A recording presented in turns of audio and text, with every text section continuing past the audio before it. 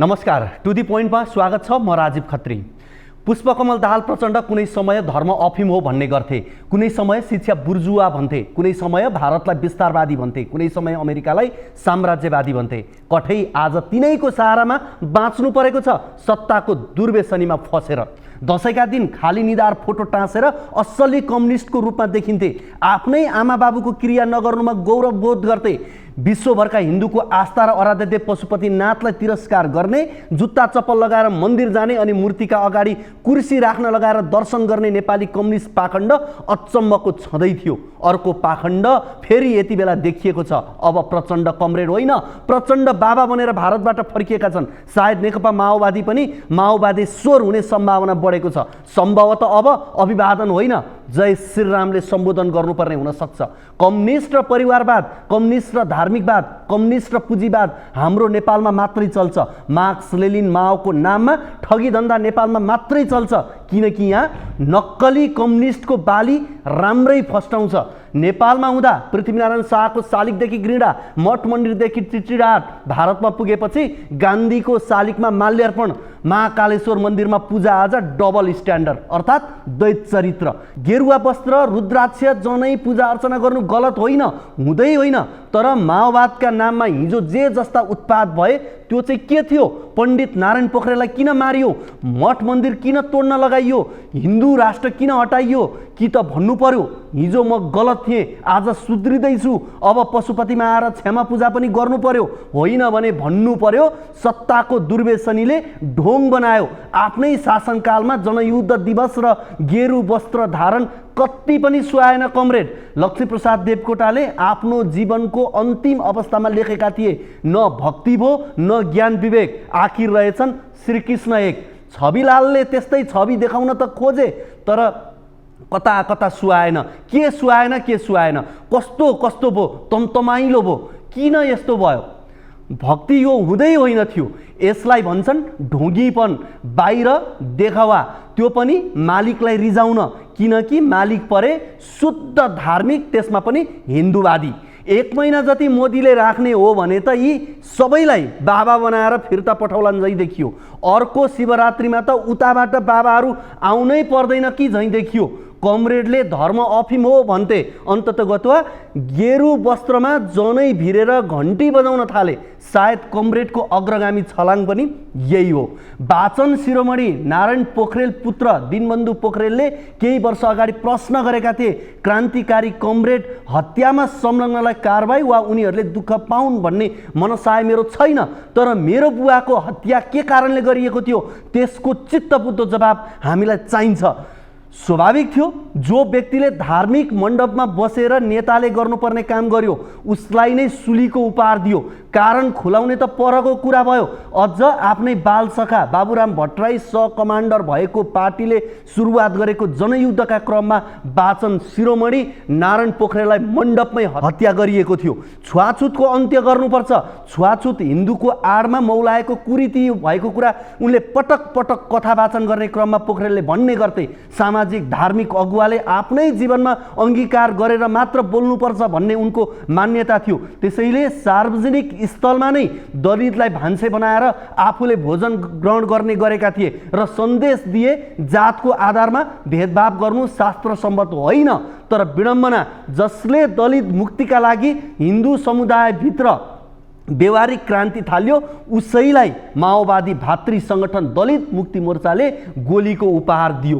Communist नामधारी नयाँ शासकहरूले कहिले गेरु वस्त्र लगाए, कहिले भैँसी पूजा गरे, कहिले मूर्तिको अगाडि लम्पसार परे, दान गरे, वरदान मागे, हेर्नै नसकिने अश्लील दृश्य धेरै पो देखाउन थाले। आचरणको यस्तो नग्नता कसरी हेर्नु, कहिलेसम्म हेर्नु? तर त्यो समय अब आउनेछ, पक्कै आउनेछ। कमरेड प्रचण्डको यो भाइरल धार्मिक अवतार धेरै पछि विश्वविद्यालयको विद्यार्थीले चिरफार गर्नेछन्।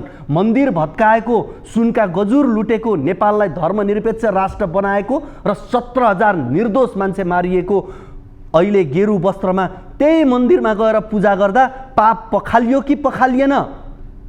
पक्कै पनि पत्ता लाग्नेछन्। जनतालाई कसरी दशकौंसम्म उल्लु बनाउने र ढोङको चरम रूप कस्तो हुन्छ भनेर विद्यार्थीले त्यस थ्योरीलाई प्रचण्ड सिन्ड्रोमको रूपमा व्याख्या गर्नेछन्। दर्शकवृन्द, टु दी पोइन्टमा आज हामी समसामयिक राजनीतिक विषयवस्तुमा यस्तै अर्जुन दृष्टिहरू राख्नेछौँ। आज हामी विशेष गरी प्रधानमन्त्रीको भारत भ्रमण केन्द्रित सामग्री लिएर आएका छौँ। नेपालका प्रधानमन्त्री पुष्पकमल दाहाल प्रचण्ड 4 दिने भारत भ्रमण सकाएर स्वदेश फर्किएका छन्। कूटनीतिक अभ्यासका दृष्टिले यो एउटा अनौठो भ्रमण बन्यो। कूटनीतिक अभ्यासमा प्रयुक्त भाषा, शब्द, त्यसको अर्थले धेरै हदसम्म प्रभाव पार्छ।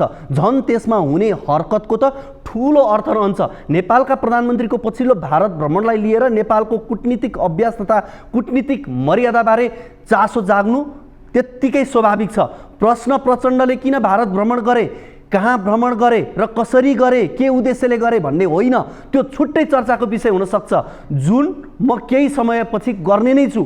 तर यस्ता भ्रमणका बेला नेपालको कूटनीतिक अभ्यास कस्तो छ, नेपालले कसरी यस्ता किसिमका कूटनीतिक कार्यक्रममा सहभागिता जनाउँछन् र विगतका नजिर कस्ता छन् भन्ने प्रश्न मुख्य हो। करिब 120 सदस्य भीमकाय टोलीका साथ प्रधानमन्त्री पुष्पकमल दाहाल प्रचण्ड भारत भ्रमण गएका थिए। पहिलो कुरा त नेपाली प्रतिनिधि मण्डलको लावा लस्कर यति लामो थियो कि जहाँ जाँदा पनि जन्ती गए झैँ देखिन्थ्यो। 6 जना त मन्त्री मात्रै थिए। मन्त्रीहरूले कुनै भूमिका नपाएर बिजोग थियो।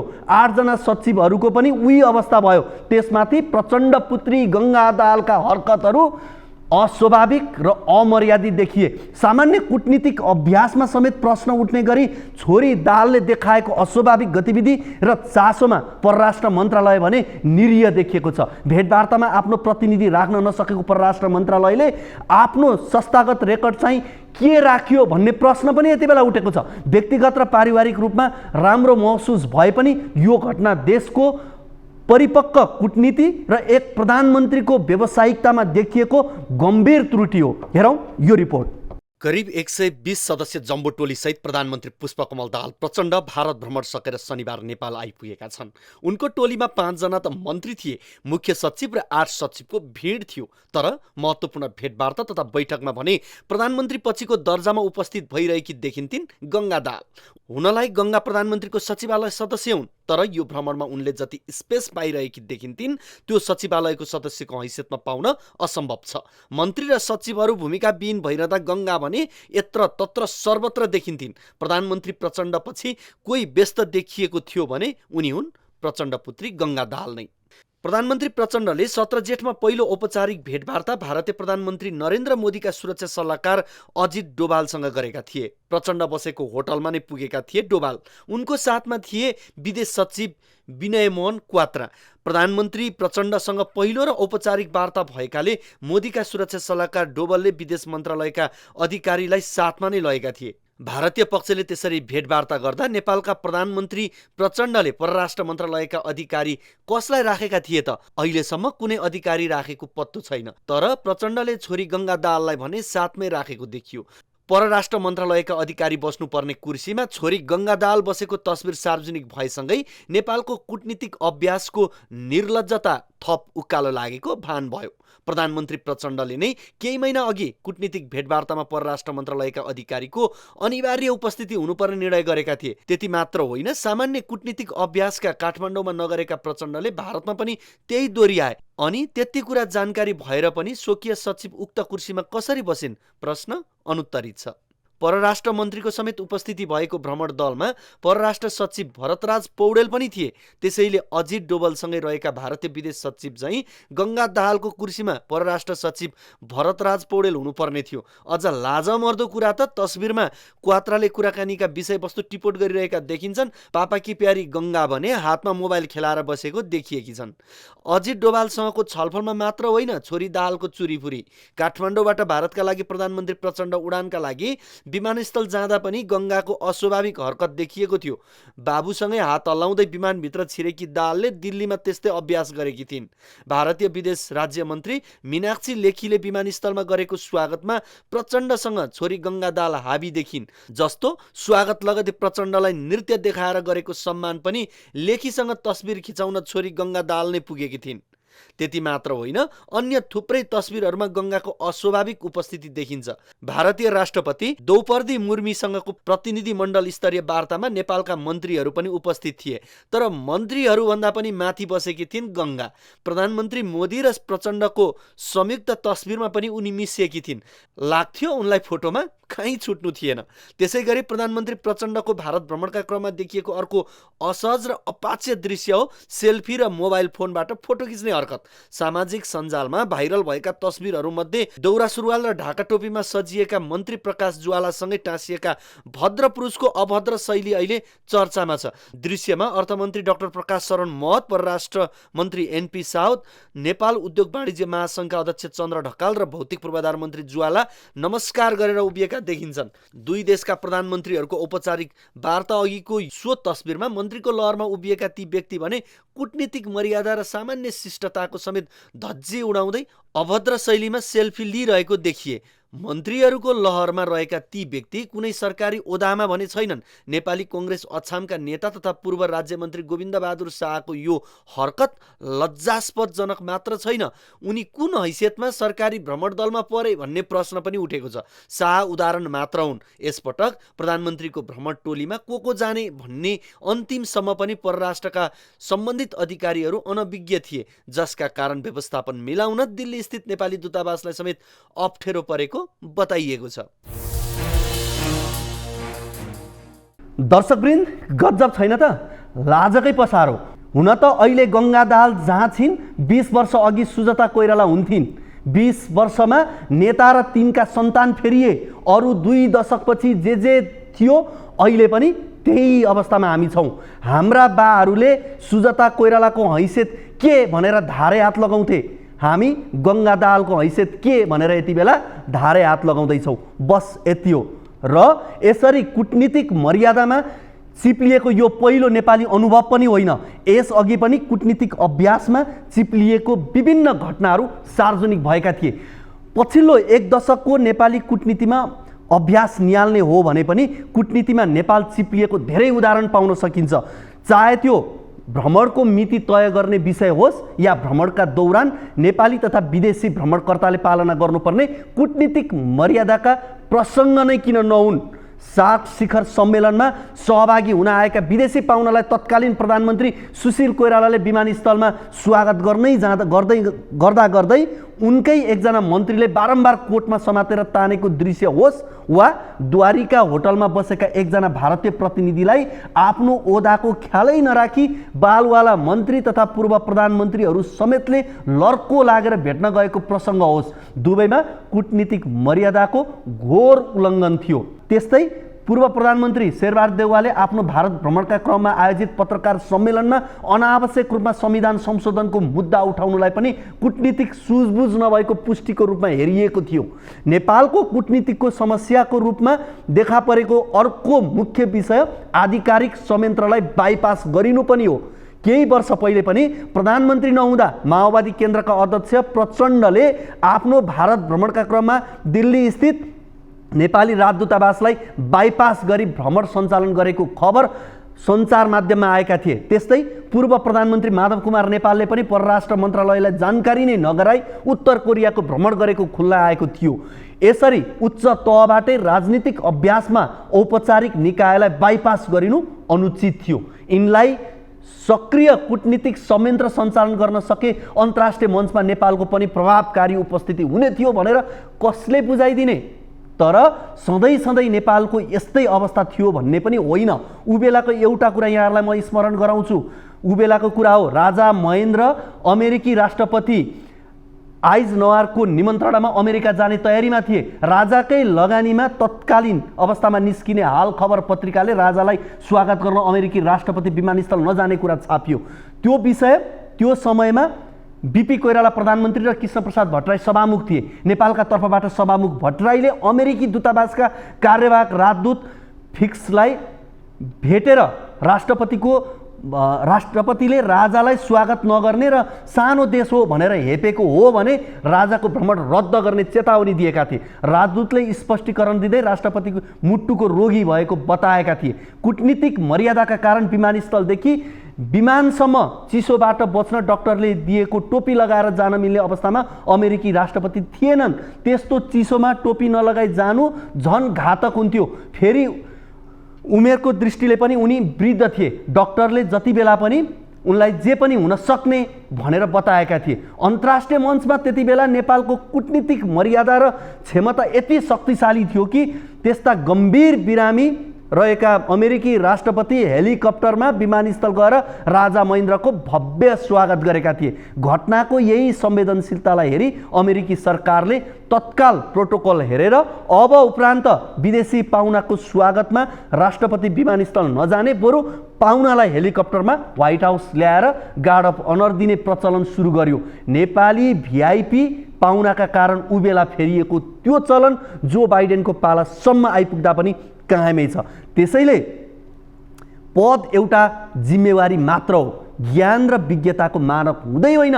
माथिल्लो तहको पदमा बसेर मातहतका सम्बन्धित विषयका अनुभवी व्यक्ति, स्वतन्त्र विज्ञ र सरकारवालाको परामर्शका आधारमा काम गर्दा सानो होइन, सफल भइन्छ। प्रचण्डले पनि बुझुन्। दर्शकवृन्द, अब कुरा गरौँ प्रधानमन्त्रीको भारत भ्रमणको उपलब्धिबारे। प्रधानमन्त्री पुष्पकमल दाहाल प्रचण्ड भारत भ्रमणमा जानु अघि अनेक खाले आशंका थिए। नयाँ दिल्लीमा उत्रिएपछि पनि दुई देशबीच के कस्ता सहमति सम्झौता होलान्, छलफल कस्ता विषयमा उठ्लान् भन्ने आशंका थियो। धेरैको चासोको विषय भएकोले उत्सुकता देखिनु स्वाभाविक थियो। प्रधानमन्त्रीको हरेक भ्रमणमा भारतले कस्तो खालको सहयोग गर्ला भन्ने प्रश्न उठिरहेको हुन्छ। हुन त प्रधानमन्त्रीले नेपालको हितमा के कस्ता सन्धि सम्झौता गर्लान् भन्दा पनि कुनै गल्ती पो गर्ने हुन् कि भन्ने चिन्ता नागरिक तहमा हरेक पटक झै यसपटकको भ्रमणमा पनि देखिएको थियो। यति बेला प्रधानमन्त्री प्रचण्ड औपचारिक भ्रमण सकेर स्वदेश आइपुगेका छन्। यो भ्रमणमा विवादित विषय नखोतल्ने एक प्रकारको सहमति पहिले नै दुई देशबीच भएको तथ्यले देखाउँछ। किनकि पहिले दुई देश र नेताबीच विश्वासको वातावरण बनाउनु पर्ने धेरैको सुझाव पनि थियो। नेपाल र भारत दुवै तर्फबाट विज्ञले यसपटक राजनीतिक भन्दा पनि आर्थिक विषयमा केन्द्रित हुन सल्लाह दिइरहेका थिए। सोही अनुसार प्रधानमन्त्री प्रचण्डको भ्रमणमा विवादित विषय खासै उठेनन्। उच्चस्तरीय भेटमा नेपालका प्रधानमन्त्रीले भारतको संसदमा राखिएको अखण्ड भारतको नक्सामा नेपाली भूमि परेको बारे प्रश्न उठाए। भारतीय पक्षले त्यसलाई सांस्कृतिक र भावनात्मक पक्ष मात्रै भएको भन्दै राजनीतिक रूपमा नलिन आग्रह गरेको बताइएको छ। त्यसकै कारण सम्बन्धमा चिसोपन आएन। दुई प्रधानमन्त्री विश्वासको वातावरण बनाउनमै केन्द्रित देखिए। केही सहमति सम्झौतासँगै उद्घाटन, शिलान्यास र आश्वासनका कारण प्रधानमन्त्री प्रचण्डले भ्रमण देशका लागि उपलब्धिमूलक नै रहेको केहीले विश्लेषण गरेका छन्। विशेष गरी पारवान र ऊर्जाको क्षेत्रमा महत्त्वपूर्ण सहमति भएका छन्। यो भ्रमणमा भारतले कस्ता खालका सहयोग गर्यो, त्यसबाट नेपाललाई के फाइदा हुनेछ, हेरौँ यो रिपोर्ट। पारवान सम्झौता नवीकरण, पेट्रोलियम पाइपलाइन र भण्डारणका परियोजना। दुई देशबीच पारवान सम्झौता नवीकरण भएको छ। सम्झौता नवीकरणसँगै मुख्यतः चारवटा विषयमा भारतले सहयोग गर्नेछ। एउटा पेट्रोलियम पाइपलाइन नयाँ बन्नेछ र एउटा विस्तार हुनेछ। दुई ठाउँमा पेट्रोलियम भण्डारण डिपो बन्नेछन्। भारतको सिलगढीदेखि झापाको चारालीसम्म पेट्रोलियम पाइपलाइन निर्माण हुनेछ। अम्लेखगञ्जसम्म रहेको हालको पेट्रोलियम पाइपलाइनलाई विस्तार गरेर चितवनको लोथरसम्म ल्याइनेछ। दीर्घकालीन विद्युत व्यापारका लागि प्रारम्भिक सम्झौता। नेपाल र भारतबीच दीर्घकालीन विद्युत व्यापारका लागि प्रारम्भिक सम्झौता भएको छ। सम्झौता अनुसार भारतले 25 वर्षका लागि दीर्घकालीन विद्युत व्यापार गर्नेछ। भारतले 10 वर्षभित्रै नेपालको 10,000 मेगावाटसम्म बिजुली किन्ने प्रतिबद्धता पनि जनाएको छ। यसअघि यो सम्झौता हुने नहुने अन्यल थियो, तर बिहिबार दिउँसो दुई देशका अधिकारी बीच सम्झौता भएको थियो। वीरगञ्ज काठमाडौँ रेलमार्ग निर्माणको प्रक्रिया अगाडि बढाउने। काठमाडौँ रक्सोल अन्तर्देशीय रेलमार्ग निर्माण अघि बढाउने बारे पनि सहमति भएको छ। यसको सर्वे प्रतिवेदनलाई अन्तिम रूप दिएपछि डिपिआर बनाउन थाल्ने गरी समझदारी जुटेको छ। प्रारम्भिक इन्जिनियरिङ तथा ट्राफिक सर्वेक्षणको रिपोर्टमा प्रस्तावित रक्सोल काठमाडौँ रेलमार्गको लम्बाइ 136 किलोमिटर हुनेछ। निजगढ हुँदै खोकनासम्म बन्ने रेलमार्गको करिब 40 किलोमिटर खण्डमा सुरुङ हुनेछ। पञ्चेश्वर परियोजनाको विस्तृत परियोजनामा टुङ्गो लगाउने सहमति। लामो समयदेखि अड्किरहेको पञ्चेश्वर बहुद्देश्य परियोजनाको विस्तृत परियोजना प्रतिवेदन डिपिआर 3 महिनाभित्रै टुङ्गो लगाउने सहमति भएको छ। डिपिआरको टुङ्गो लगाएर 1 वर्षभित्र लगानीको प्रारूप टुङ्ग्याउने सहमति भएको बताइएको छ। मल कारखाना निर्माणका लागि पहल गर्ने सहमति। नेपालमा मल कारखाना स्थापना गर्न सहयोग गर्ने आश्वासन भारतले दिएको छ। प्रधानमन्त्री नरेन्द्र मोदीले कारखाना स्थापनाका लागि प्रक्रिया अगाडि बढाउने आश्वासन दिएका हुन्। सम्झौताका अन्य सहमति। फुकोट कर्णाली बनाउन द्विपक्षीय सम्झौता।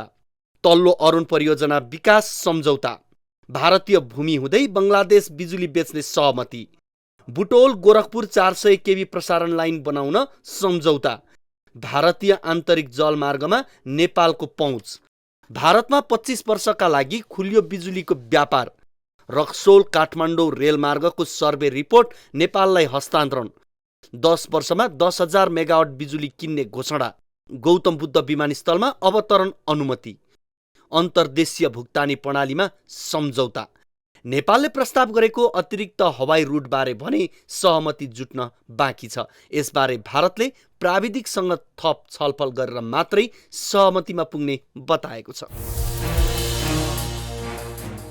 प्रधानमन्त्री पुष्पकमल दाहाल प्रचण्डको 4 दिने भारत भ्रमणलाई विभिन्न कोणबाट हेर्न र व्याख्या गर्न सकिन्छ। उनी फर्किएसँगै भ्रमणको उपलब्धि र कमजोरीको विश्लेषण प्रारम्भ भएको छ। नेपाल पक्षको अपेक्षाबाट हेर्दा भ्रमण न त्यति धेरै उपलब्धिमूलक न त निराशाजनक ठिकै हो भन्ने चर्चा सतहमा आएको छ। नेपालले अपेक्षा गरेका केही महत्त्वपूर्ण विषय यस भ्रमणमा उठेका छन् र ती सम्बोधन पनि भएका छन्, जुन यहाँलाई हामीले देखाइ पनि सकेका छौँ। तर केही उत्तिकै महत्त्वपूर्ण कुरा भने छुटेका छन्। प्रचण्डको भारत भ्रमणले नछुएको मुख्य विषयहरू के हुन्, यो पनि हेरौँ। प्रधानमन्त्री पुष्पकमल दाहाल प्रचण्डको भारत भ्रमण शनिबार पुरा भएको छ। उनको भारत भ्रमणका क्रममा 7 बुँदे सहमति भए। अरू बुँदा पछि हुने भनिएको छ। पछि हुन्छ हुँदैन ग्यारेन्टी छैन, तर जे जति सहमति भए त्यसले नेपाली जनताको अपेक्षा पुरा गर्न भने सकेन।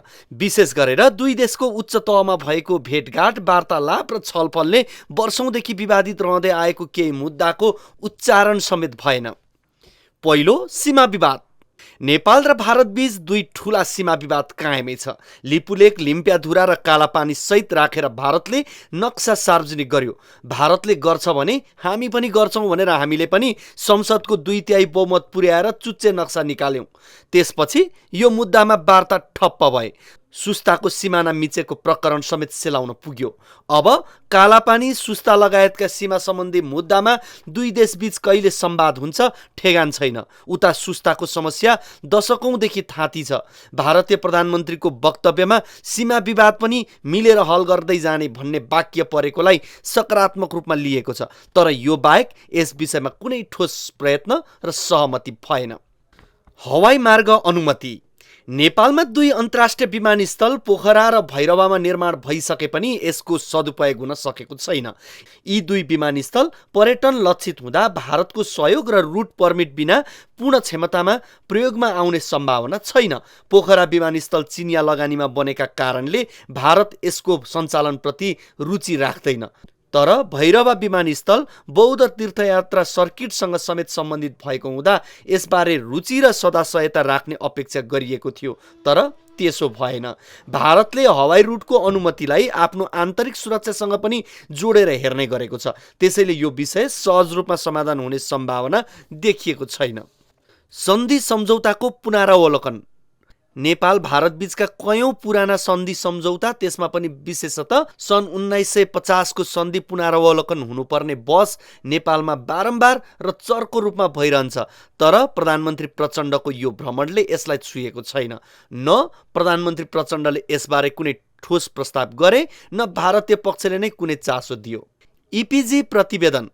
नेपाल भारत दुवै देशको सहमतिमा विशेषज्ञ राखेर बनाएको प्रबुद्ध व्यक्तित्वहरूको समूह इपिजीले तयार पारेको प्रतिवेदन भारतीय पक्षले अहिलेसम्म बुझ्न मानेको छैन।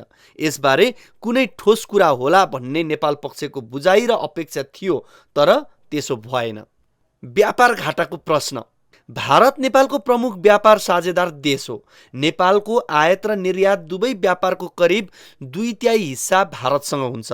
तर नेपालले चर्को व्यापार घाटाको सामना गर्दै आएको छ। प्रारम्भ भएको विद्युत निर्यातपछि त्यस्तो व्यापार घाटा केही कम अवश्य हुनेछ, तर त्यो पर्याप्त छैन।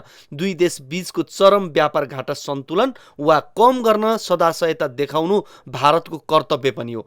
नेपालका निर्यात योग्य कृषि वस्तुको निकासी प्रक्रियालाई सहजीकरण गर्न मद्दत गरेको भए पनि व्यापार घाटा न्यूनीकरण हुने थियो। यसतर्फ नेपाल पक्षले कुनै ठोस प्रस्ताव नै राखेन। प्रस्ताव नै नराखेपछि भारतले रुचि देखाउने कुरा पनि भएन। राजनीतिक असमझदारी बारे दुवै पक्ष मौन। नेपालको नयाँ संविधान 2072 जारी भए ता नेपाल र भारत बीच केही राजनीतिक असमझदारी उत्पन्न भएका थिए। संविधान जारी गर्ने अन्तिम चरणमा अहिलेका विदेश मन्त्री एस जयशंकर प्रधानमन्त्री नरेन्द्र मोदीको विशेष दूतको रूपमा नेपाल आएका थिए। भनिन्छ त्यसबेला उनले संविधान सम्बन्धी केही भारतीय सरोकार राखेका थिए, तर त्यो सरोकार के थिए अहिलेसम्म कसैले खुलाएका छैनन्। कतिपयले हिन्दू राष्ट्र हुनुपर्ने अनुमान गर्छन् भने कतिपयले त्यतिखेर असन्तुष्ट र आन्दोलनमा रहेका मधेस केन्द्रित दललाई समेटेर संविधान जारी गर्नुपर्ने कुरा थियो भन्छन्। कारण जे होस्, त्यसपछिका दिनमा नेपाल भारत सम्बन्धमा व्यापक समस्या आयो। भारतले अघोषित नाकाबन्दी लगायो। नेपालको संविधानलाई खुल्ला हृदयले स्वागत गरेन। सम्बन्धका यी आयाम अब दुवै पक्षका लागि असान्दर्भिक भइसकेका हुन् वा तुसको रूपमा बाँकी नै छन्। प्रधानमन्त्री प्रचण्डको यो भ्रमण यस विषयमा भने मौन रह्यो। निश्चय पनि भारत हाम्रो छिमेकी हो। राजनीतिक तवरमा मात्र नभई सामाजिक तहमै बलियो सम्बन्ध छ। हामी भारतको क्रेता हौँ। चालु आर्थिक वर्षको वैशाख मसान्तसम्म मात्रै 7.5 खर्ब रुपियाँ व्यापार घाटा भारतसित मात्रै छ। यता बिजुली खेर फाल्नु परेको छ, उता माग छ, तर लिँदैन भारत। नलिनेलाई लिने बनाउने, संवाद नगर्नेलाई वार्तामा आउने बनाउने नै राजनीति र कूटनीतिक काम हो, जुन हाम्रा नेता र कर्मचारी तन्त्रबाट कहिल्यै भएन। त्यसकारण पहिला आफू सुध्रिउन्। भारत कस्तो छ भन्ने सबैलाई थाहा छ। उसलाई किन दोष दिनु? कमजोरी हाम्रैमै छ। यतिमै अहिले यो विषयलाई टुङ्ग्यौँ। हुन त नेपालका जुनसुकै प्रधानमन्त्री भारत भ्रमणमा जाँदा एजेन्डाको भारी बोकेर जान्छन्। फर्कने बेलामा रित्तो फर्कन्छन् अनि भन्छन् भारत भ्रमण सफल भयो। संयुक्त वक्तव्य आउँदा सामान्य खालका विषय समेटिन्छन्। प्रधानमन्त्रीको रूपमा दाहालको मात्रै भारत भ्रमण असफल भएको होइन। कुन चाहिँ प्रधानमन्त्रीको भारत भ्रमण अहिलेसम्म सफल भएको छ? सफल भइदिएको भए सीमा यसरी किन मिचिन्थ्यो? सीमामा एसएसबीले नेपाललाई किन दुःख दिन्थ्यो? नेपालीलाई किन दुःख दिन्थ्यो? नेपालको बिजुली किन खेर जान्थ्यो? बङ्गलादेशसँगको नेपालको बिजुली निर्यात गर्ने यो अवस्था किन रोकिन्थ्यो? यी र यस्ता सवाल थुप्रै छन्। तर यसबीचमा प्रधानमन्त्री पुष्पकमल दाहाल प्रचण्डले कालापानी समस्या समाधानका लागि वैकल्पिक बहसको सिर्जना भने गरेका छन्। सीमा समस्या सुल्झाउन लिपुलेक, कालापानी, लिम्पियाधुराको दाबी छाड्न सकिने उनले सङ्केत गरेका छन्। उनले भारत भ्रमणकै सिलसिलामा कालापानीको सट्टामा बङ्गलादेशसँग जोडिने केही भूमि नेपालले प्रयोग गर्न सकिने बताएका छन्। भारतीय पक्षसँग विकल्पका विषयमा कुराकानी भएको प्रचण्डले बताएका थिए भने भारतीय प्रधानमन्त्री नरेन्द्र मोदीले पनि सीमा समस्या सुल्झाउनु पर्ने अभिव्यक्ति नै दिएका छन्। के हो वास्तविकता? हेरौँ यो रिपोर्ट।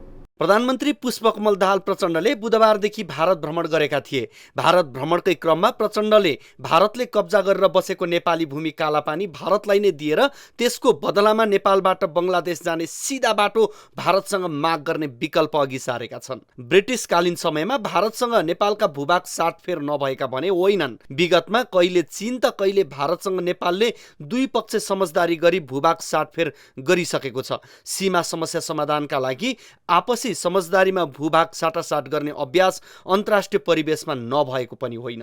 भारत र बङ्गलादेशकै लामो समयदेखिको सीमा समस्याको समाधान सट्टापट्टाबाट नै भएको थियो। समस्या समाधानको यो मोडललाई नेपालले समेत अभ्यास गर्न सक्ने सीमाविदहरूले सुझाव दिने गरेका छन्। नेपालले कालापानी लगायतका क्षेत्र भारतलाई दिएर पूर्वी नेपालबाट भारतको सिलगुडी हुँदै बङ्गलादेशसम्म सिधा जोडिने बराबरीको भूभाग दाबी गर्न सके नेपाललाई फाइदा नै हुनेछ। तर नेपालको फाइदाका लागि भारतले यस्तो सम्झौता गर्न चाहन्थ्यो भने यसअघि नेपालले सिधै बङ्गलादेशसँग व्यापार र पारुवान गर्न पाउने गरी बनेको काँकरभिट्टा फुलबारी बङ्गलाबन्द पारुवान मार्गमा भारतले सहजीकरण गर्ने थियो। बङ्गलादेशले उक्त पारुवान मार्ग प्रयोग गर्नका लागि नेपाललाई पटक पटक अनुरोध गर्दै आए पनि भारतले विविध बहानामा अवरोध सिर्जना गर्ने गरेको छ। नेपाल र बङ्गलादेशको बीचमा भारतको पश्चिम बङ्गाल राज्यको भूभाग रहेको छ। यदि भारतले अतिक्रमण गरेको 372 वर्ग किलोमिटर क्षेत्रफल बराबरको कालापानी क्षेत्र मात्र सट्टापट्टा गर्ने हो भने पनि भारतको पश्चिम बङ्गाल राज्य दुई भागमा विभाजन हुनेछ। चिकेन नेक भनिने यो भूभाग विभाजित हुँदा भारतको भूगोल टुक्रिनेछ। आफ्नो भूगोल टुक्रा पारेर भारतले नेपाललाई उक्त भूमि देला भन्नु कल्पना बाहेक केही हुन सक्दैन। त्यसमाथि विकट कालापानी क्षेत्रको सट्टामा भारतले आफ्नो सुविधा सम्पन्न र रणनीतिक भूगोल नेपाललाई दिन्छ भन्ने प्रधानमन्त्री प्रचण्ड स्वयंलाई सम्भव लागेको छैन। अनेक प्रपञ्च रचेर नेपालका खोला नाला र प्राकृतिक स्रोतहरू हत्याउन खोज्ने भारतले नेपालको हितमा सम्झौता गर्ला, यो प्रश्न चिन्ह खडा भएको छ। नेपालको अहिलेको परिस्थिति पनि विगतको अङ्ग्रेजकालीन जस्तो छैन। त्यसैले प्रधानमन्त्री प्रचण्डको दिल्ली दौडका क्रममा भारतीय पक्षसँग नयाँ विकल्पका बारेमा छलफल भएको हो वा प्रचण्डले नयाँ तुरुप फालेका हुन्, अहिले नै यसै भन्न सकिँदैन। दर्शकवृन्द, हामीले विशेष गरी आजको कार्यक्रममा प्रधानमन्त्रीको भारत भ्रमणको सन्दर्भमा रहेर यहाँहरू बीच यी विषयहरू राख्यौँ। यति बेला फेरि संवैधानिक रूपमा निष्क्रिय भइसकेको नागरिकता विधेयक प्रमाणीकरण गर्ने क्रममा राष्ट्रपति रामचन्द्र पौडेलबाट कृत्य काम भएको आरोप लागेको छ। मृत विधेयक प्रधानमन्त्री भारत भ्रमणमा निस्कनु अघि हतार प्रमाणीकरण गरिएको थियो। हाल पदमा नरहेका तत्कालीन राष्ट्रपति विद्यादेवी भण्डारी र तत्कालीन सभामुख अग्निप्रसाद सापकोटाको नामकै तल हातले नाम लेखेर राष्ट्रपतिले हस्ताक्षर गरेको प्रति नेपाल प्रेस अनलाइनले सार्वजनिक गरेको छ। संविधानविदहरूले तत्कालीन प्रतिनिधि सभाले पारित गरेको नागरिकता विधेयकको संवैधानिक हैसियत समाप्त भइसकेको सन्दर्भमा त्यस बेलाकै विधेयकको कपीमा प्रमाणित गरिनु कृत्य काम हुने बताएका छन्। संविधानविद भीमार्जुन आचार्यले मृत भइसकेको विधेयक प्रमाणीकरण गरिनु नै गैर संवैधानिक काम भएको बताएको पनि सो अनलाइनले समाचारमा उल्लेख गरेको छ। अर्का संविधानविद टीकाराम भट्टराईले राष्ट्रपतिबाट संवैधानिक मर्यादाको उल्लङ्घन भएको प्रतिक्रिया दिएका छन्। उनीहरूले हाल अग्नि सापकोटा सभामुख नरहेको भन्दै के आधारमा रामचन्द्र पौडेलले अग्नि सापकोटाले सभामुखको हैसियतमा रहेको बेला प्रमाणीकरण गरेर पठाएको विधेयकमा प्रमाणीकरण गरे भनेर प्रश्न उठाएका छन्। सापकोटाले गत भदौ 20 गते प्रमाणीकरण गरेर पठाएको विधेयकको मूल प्रतिमा राष्ट्रपति विद्यादेवी भण्डारीले प्रमाणीकरण गर्ने कोठा राखिएको छ। त्यसको तल तोक आदेशको शैलीमा राष्ट्रपति पौडेलको प्रमाणीकरण गर्दछु भन्ने बेहोरा लेखेर हस्ताक्षर गरेका छन्। यसअघि राष्ट्रपति कार्यालयले मन्त्री परिषदको जेठ 12 को बैठकको निर्णय अनुसार प्रमाणीकरण गरिएको जनाएको थियो। संविधान अनुसार कुनै पनि विधेयक राष्ट्रपतिले 15 दिनभित्र प्रमाणीकरण गर्ने उल्लेख छ। 15 दिनभित्र प्रमाणीकरण नभएमा सो विधेयक निष्क्रिय हुन्छ। तर शीतल निवासले 9 महिनापछि मृत विधेयकमा कृत्य शैलीमा प्रमाणीकरण गरेको आरोप पूर्व महाधिवक्ता रमेश बडालले लगाएको भनेर पनि लेखिएको छ। प्रधानमन्त्री प्रचण्डले आफ्नो भारत भ्रमणकै ठिक 1 घण्टा अघि विधेयक प्रमाणीकरण हुनु संयोग मात्र रहेको बताएका थिए। तर जेठ 17 गते दिउँसो दिल्ली उड्नु अघि प्रधानमन्त्रीले शीतल निवासमा गएर विधेयक आजै प्रमाणीकरण नगरे भारत भ्रमणमा जानुको औचित्य नरहने सन्देश आएको बताएपछि बाध्य भएर राष्ट्रपतिले सही छाप गरेको दाबी उनका सल्लाहकारहरूको छ। दर्शकवृन्द, आज हामीले यिनै विषयहरू उठायौँ। हामी यो कार्यक्रम हप्ताको 2 पटक बुधबार र शनिबार लिएर आउँछौँ। आजको टु दी पोइन्टको निर्धारित समय सकिएको छ। बिदा दिनुहोस्। हवस् त, नमस्ते।